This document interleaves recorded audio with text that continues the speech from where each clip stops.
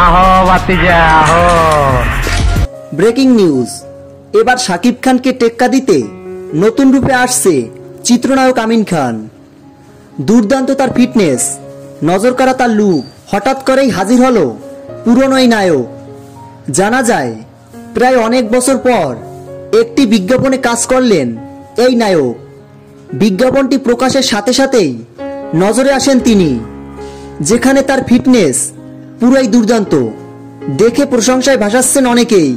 একজনে লিখেছেন, ছোট্ট একটি বিজ্ঞাপনে আমিন খানের লুক, ফিটনেস এবং অ্যাটিটিউড দেখে মুগ্ধ হয়ে গেলাম।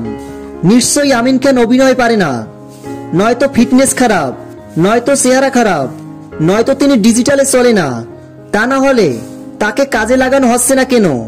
আরেকজনে বলেন, শাকিব খানের তুফান সিনেমায় ভিলেন হিসেবে রাখার দরকার ছিল, আর তা না হলে অন্য কোনো সিনেমায় তাকে একটা সুযোগ দেওয়া দরকার। পরিচালকদের একটু উচিত তাকে নিয়ে একটু ভাবা।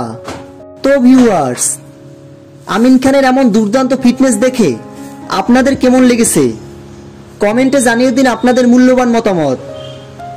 ভিডিওটি ভালো লাগলে চ্যানেলটি সাবস্ক্রাইব করে আমাদের পাশে থাকুন। ধন্যবাদ।